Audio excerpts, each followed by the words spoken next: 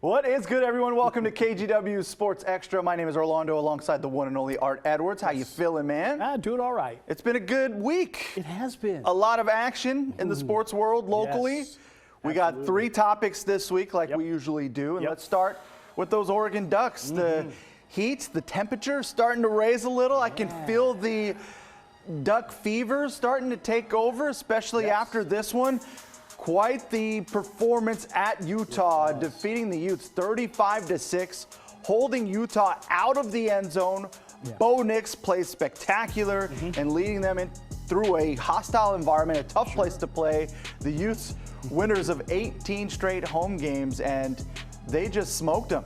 Yeah, they did. I mean, there have been a couple of blowouts of Oregon in there as well. And, they really took care of business. I think, we bring this up every time we talk, that we were wondering about the Oregon defense, that it wasn't going to be about the offense this season. It was going to be about the defense. And I think the defense has begun to get better as the season has gone on. They're able to pressure the quarterback. The defensive backs are playing good football. They just, defensively, they look like a complete team. We knew on the offensive side that what we were getting. Yeah, we knew that, and that they would score a lot.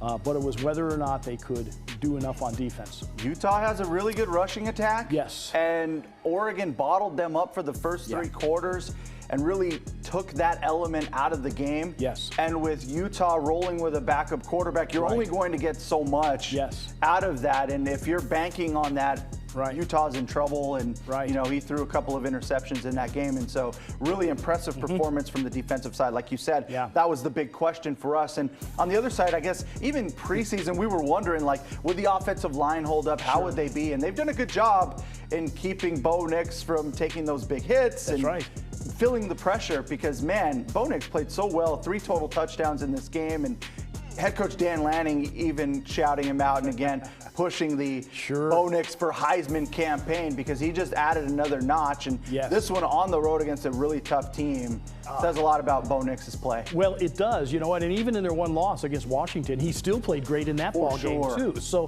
you take a look at it and you say, hey, why isn't this guy like at one of the, near the top of the list when people start talking about the Heisman Trophy? For a while we were talking about it was going to be Caleb Williams and Michael Penix Jr. And Bo was sort of there, but maybe about 6 or 7 or so, kind of down the list. Honorable mention, maybe. Right. I think now he's probably certainly moved ahead of Caleb Williams the way things have gone for USC right now, and would be on a par, I think, with Penix Jr. Performances like this go a long way, and when you do it in front of a national audience the way they did, it was in that primetime spot, 12:30 kickoff or whatever, Pacific time. That's a big deal. It is. And that goes for the team as well. It does. And now Oregon's going to 7-1 now on the season. Really a signature victory for Dan Lanning, who even said after the game, this was our most complete performance since I've been here at Oregon. And so you're seeing it all come together right now at the right time. And all of a sudden, national people are starting to look at Oregon a different way and starting to include them in the conversation when we talk about the college football playoff. And you're even seeing it on Sunday when the AP poll came out. Now Oregon ranks 6th in the nation in the AP poll. Yeah, and I think that's a fitting spot for them. I wondered what they might do with Washington, because since the Oregon game in the last 2 weeks, Washington has really kind of struggled. You know what? They haven't been able to blow out teams that you would think they would. They're surviving. And you would think that the games wouldn't be nearly as close, that they would be able to take care of business like Oregon is. So I wondered a little bit about what they would do. It's difficult to move them down behind Oregon since they did win that head-to-head matters. Right, head-to-head does matter. But if Washington trips up before the regular season is done, and Oregon does not, I would say you'll see Oregon jump up ahead of them. And I think that's why so many people like Oregon in this position, because their path to get to the Pac-12 championship game is rather favorable now, because they've gone through most of their tough games now, and they get Cal next. They get Arizona State, USC, then Arizona State, then Oregon State. And they get Oregon State at home. They get USC at home. So 3 of their final 4 are at Autzen Stadium. That really helps them, and they have been so consistent all year long. The offense has been great all year long. The defense has done, what it needs to do. I think, what was it, Texas Tech That was the second game of the season on the road, a tough one, a real test for them, and they didn't perform as well there, but they were able to get through it. I think every team needs a test like that. I think that let them understand what they needed to do and what was at stake if they didn't stay locked in and play well. They're winning in different ways. They are. And that's a positive sign that Yes. this team is balanced and has different ways to beat you. They're not just relying on one way to do things. And that is going to be huge, especially as we head into November. And we know Oregon historically has tripped up in November and has cost them a seat at the table. Now they're once again in position, one-loss team with the opportunity to avenge that loss if all things go well. Good place to be in for those Oregon Ducks. Let's see if they can continue the success that they've had. Yes. Yep. How about we talk about Oregon State? This was a totally different story now with those Beavers. Yes. We know how Pac-12 After Dark works. Anything can happen. They play that late game. They got to go to the desert. And they take on Arizona in what was a battle that kind of came down to a couple of plays, and the Beavers lose 27-24. Art, your initial thoughts on how the Beavers played in this game? Well, I thought they played, I thought they played fine in this game. I mean, we talked about it last week. Arizona is a quality team. They have 3 losses, going into the weekend, but those losses were by not by a lot of points, a touchdown or less. So we knew that they were going to be good and against some pretty good teams. Washington? So we knew that this was going to be a battle and be really tough. You know what? I chalk Jonathan Smith, him calling that faked field goal. Yeah. It's because it was Pac-12 After Dark. It kind of messes with your mind and gets you to do, things Weird that are out of character. Yeah, it was like, there was a fog rolling around. That's where we got to put the blame. It was Pac-12 After Dark. Yes. If this was a noon kickoff, that would have never happened. He'd have never done that. I mean, because it really was a head scratcher, and that's what everyone was wondering as the game went along, and it kind of haunted them throughout. It always it just kept getting brought up over and over again because the game was so close. It was back and forth. 3 points was kind of the barrier. But yeah, let's set the scene here on that play because I want to ask you about it. And that was they faked the field goal with 3 seconds left at the end of the first half. They basically were at the 17-yard line because it would have been a 34-yard field goal. Instead of taking the 3 points that were there, they go for the fake, and you need your kicker to pick up 20 yards for the touchdown. They don't get it, so they come away empty-handed at the end of the half. It's tied at the end of the first half. They give away 3 points essentially that comes back to haunt them, like I said, because they lose by 3 points. What did you think about it? I think something like that just kind of messes with your mind a little bit. It was a pretty good looking play. If it had been 4th and 5 or 6, they would have got it. It would have worked. I didn't really understand why at the 17-yard line, you would do something like that. I was distracted, so I didn't see exactly. It didn't make sense. No, it didn't make sense. I keep seeing part of the replay over and over and over, and I'm like, what in the world is going on? Jonathan Smith, he talked about it post-game, is that, they were chomping at the bit to run this play. They had 2 weeks to prepare for this game, so it was kind of locked and loaded, and they were just looking for the right circumstances. And everything checked. It checked all the boxes that they needed in terms of, field position, where they wanted to be, how many yards they needed to pick up. But there was one thing he forgot about, and it was the clock. There's no time left. That is your last play. So you either score the touchdown or you don't. And clearly they didn't. And that 3 points, man, it was huge. It was huge in this game. And the other thing, Art, that I want to ask you about is, we've given so much credit to the defense at Oregon State, but late in the game, they could not stop Arizona. No, they couldn't. One of those touchdowns, 2 tackles along the sideline that were missed. And you're right, they couldn't stop them late in the game. I mean, Arizona that's sort of been their sort of thing, where all of a sudden they come alive and they start doing things that you're not quite expecting, and they make some really big plays.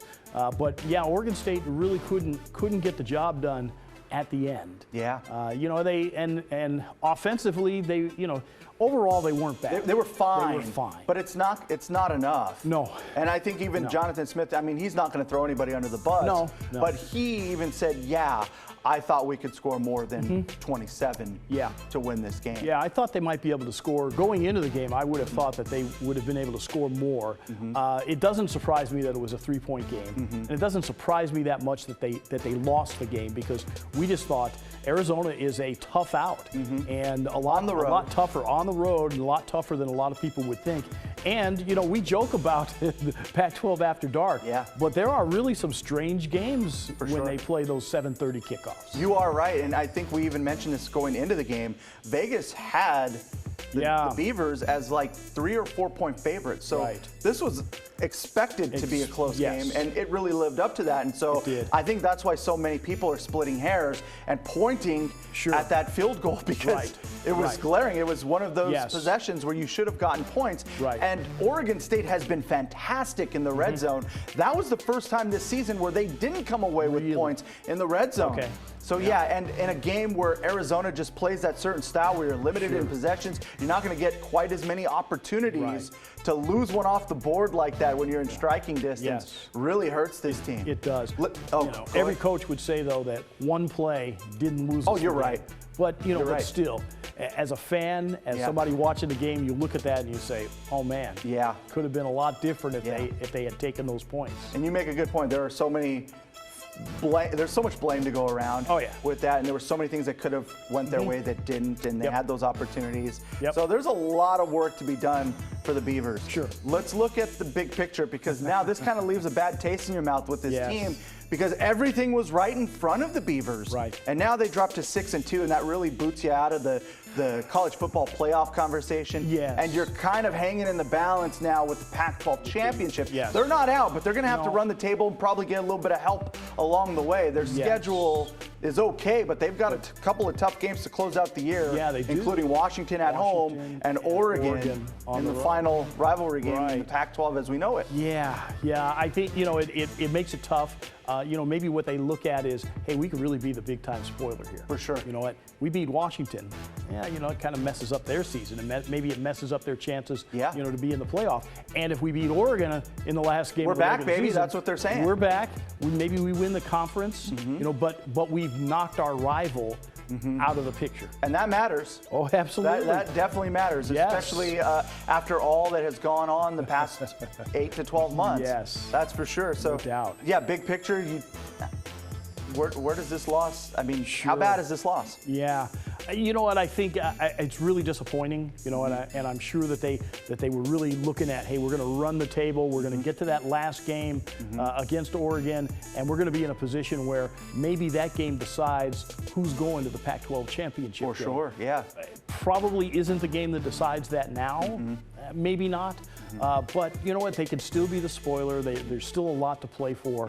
And they're still going to have a great season. I mean, what are they, 6-2? So they're still looking at the possibility of 9 or 10 wins with a bowl game. The Pac-12 championship is still here. It's attainable. They need some help, like you said. They've got to run the table. But like even a top 3, top 4 finish in the Pac-12 is still a quality finish for this team. But a lot to play for. I agree with you. I'm sure that's what Jonathan Smith is telling his guys right now, is that we got so much to play for. You guys can do this. And let's make sure we win those 2 important games at the end of the year. Absolutely. All right, man, let's switch gears and let's take the court, because this has been a big week and a half for the Portland Trail Blazers. Now, the season is underway. We've now seen a new era of Portland Trail Blazers basketball, and they've now opened the season 0-3. You know, I think when you take a look at that, what I see is that the NBA is really a hard place to play.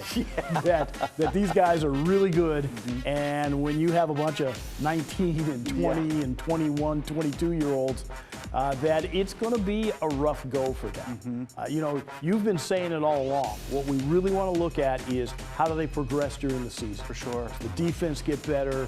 You know, do they work better together as a team? I mean, shooting is a weird thing. I don't think, you know, shooting may not necessarily get better. That's just kind of like it is what it is.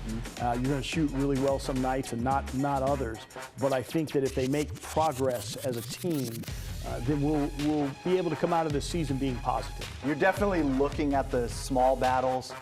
You're wanting to see growth from your young players. Scoot Henderson right now is getting his first taste of what the league has to offer.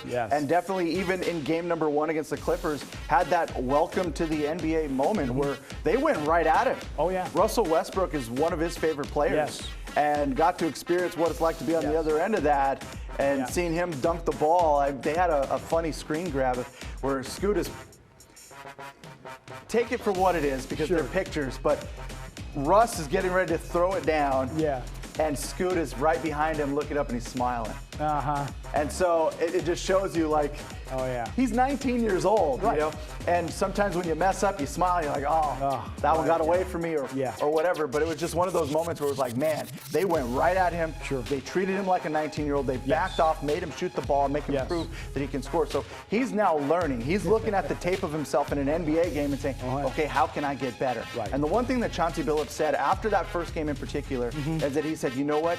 It never affected his confidence. He continued to look me in the eye and tell me, hey, it's going to be okay. I got this. We're on to the next play, and I'm looking at the next play and trying to make the next play. Yeah. So that was a good sign that it's not going to break him. He knows what he's getting into, and you want to see growth from him in particular, because really, that's what this season is about. Oh, in a small dose is how much can Scoot Henderson improve? Yes, there's no doubt about that. I think, you know what, we've talked about it, and I've said when friends ask me about what do you think of the Blazers, I say they're going to be all over the planet. For sure. You know what, and it might be, I had hoped that what we would see is that, okay, they struggled against the Clippers very first game. You kind of figure that'll be the case. I had hoped that against Orlando that maybe there would be better times, and that they would be able to squeeze out a win in that one, and then they go to Philadelphia. They were, you go to Philadelphia, and it's like, there's no way they're beating Philadelphia. Although they did have a lead in this game, and not just they blew out to a 6-0 lead, but it wasn't that. I mean, it was when they got hit at the end of the second quarter, or in the second quarter. They were in it for a while. For 3 quarters, that Philadelphia game resembled an NBA game. Yes, there were multiple runs. Each team kind of shared shots, but in the end, they got outplayed by a better team with more talent. Yes. Joel Embiid goes off. Yeah, he does. Well, he goes off on just about everybody. For sure. So it's no surprise when when he throws up big numbers like that, and you just want to see now how do they respond when they have to play tomorrow. Can they put that behind them and say, okay, fine, that's what that was. What do we need to what do we need to do better today? In order to move forward. Short-term memory, for sure. Especially on road trips. They're in the midst of a 3-game road trip right now before they get a chance to come back home.